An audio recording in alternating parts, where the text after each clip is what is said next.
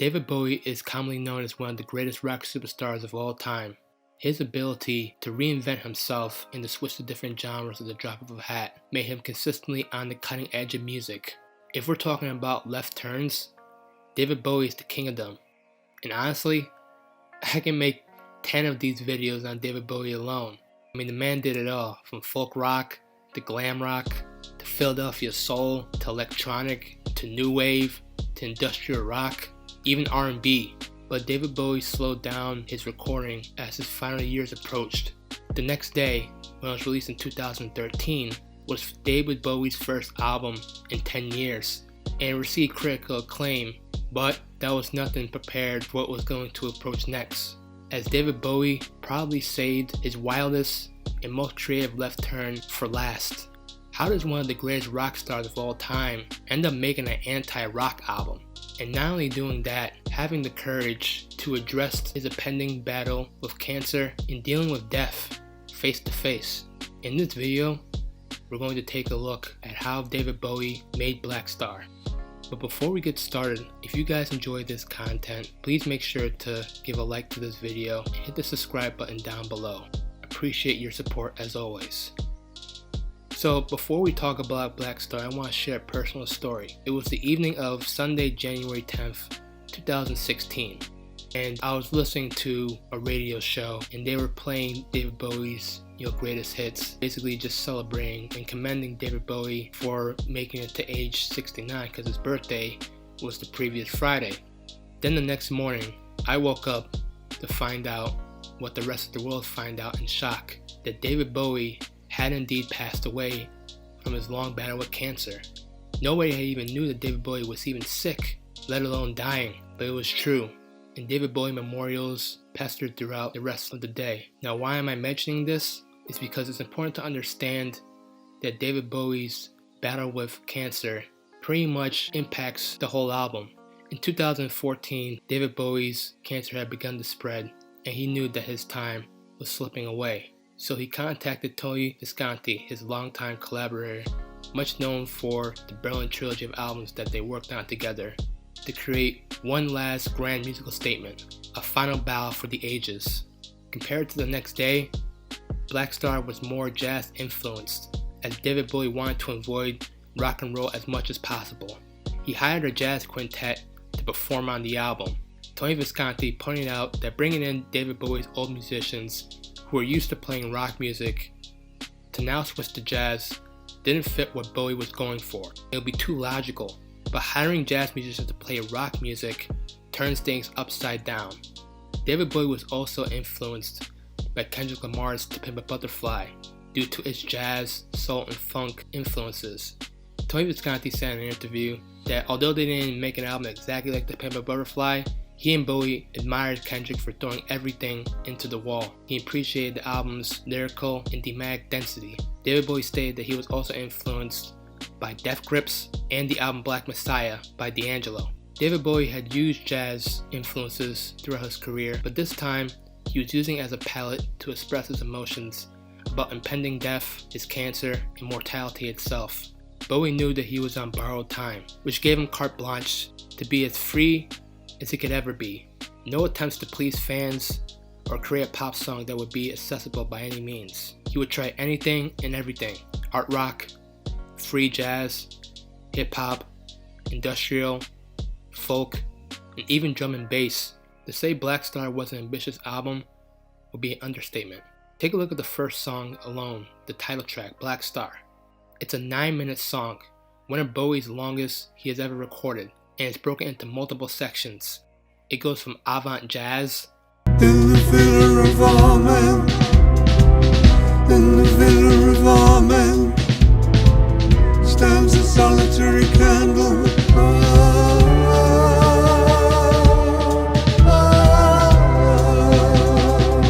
In the center of it all, in the center of it all, you are.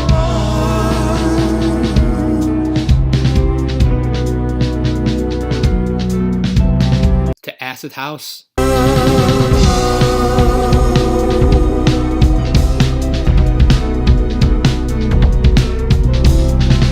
even a smooth, languid R&B breakdown.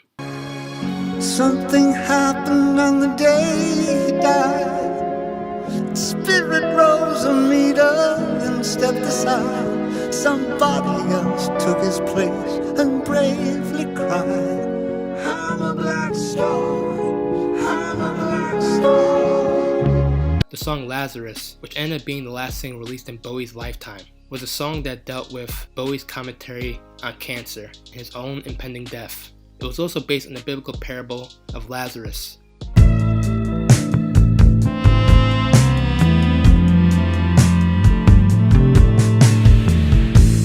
Look up here, I'm in heaven. I've got scars that can't be seen.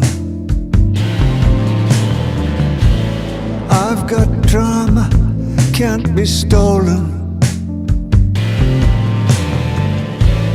Everybody knows me now. The music video alludes to these themes even more, showing Bowie appearing frail on what looks to be his deathbed, with his eyes covered. Like Blackstar, the song also is influenced by rock and jazz. The song Girl Like Me uses NASDAQ, the language popularly used in Anthony Burgess's famous novel, A Clockwork Orange. Gina so sounds so titty up, this mouth check say. Party up moods, 90 vela set round on Tuesday. Real bad dizzy snatch, making all the homies mad Thursday. Popo blind to the poly in the hole by Friday. And the chorus, Where the Fuck Did Monday Go? Initially was about Bowie talking about how time can slip, but after Bowie died, it ended up being an ironic statement about his own mythology, as news about Bowie's death happened on a Monday. Where the fuck did the Monday go? I'm cold to this pig and puck show. The last song, I Can't Give Everything Away, features a harmonica solo very similar to the song A New Career in a New Town.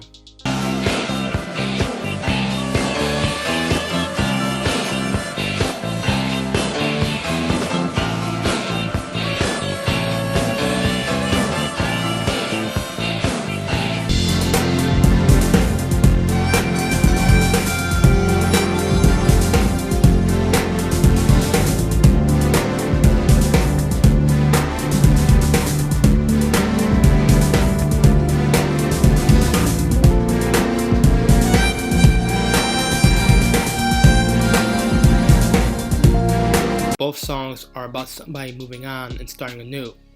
But whereas in that song, In a New Career in a New Town, Bowie was talking about moving on to a different city, in this song, he's talking about moving on from life itself. He finally made his last statement, and he was free from all the pressures and struggles. Although the song is bittersweet, this harmonica solo represents Bowie's last rallying cry, a signature for his fans to remember him by. In this song, Bowie pleads that since he probably won't recover from his illness, he knows he can't escape death, and realize he can't give any more music to his fans. He had done it all. He had said it all. The pulse returns to prodigal sons, with blackouts, hearts, with flowered news, with skull designs upon my shoes. I can't give everything.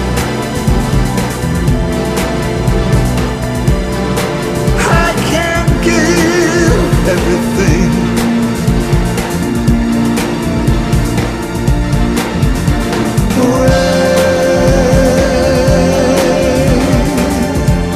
Another interpretation was that Bowie can't reveal his true self, as it destroyed the mystique of his characters, which is why he was such a private person. Remember, nobody had really knew that Bowie was struggling with cancer in the first place, and once again, he had hid his public life for the sake of his art. He didn't need any interviews or tweets or liner notes to say anything about it. It was all in the music. Blackstar was Bowie's first and only album to go #1 in the Billboard charts. And if you didn't think that Bowie was always ahead of the curve, daring, or always played by his own rules, then Blackstar, without a doubt, proved it once and for all.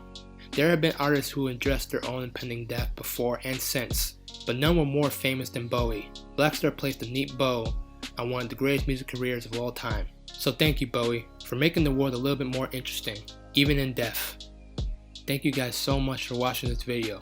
Leave a comment below. What is your opinion of David Bowie's Blackstar? Even share a story about how you found out David Bowie died and what he means to you. Remember, if you want to support the channel, hit the subscribe button, share videos to your friends. I love each and every one of you, and until next time, peace.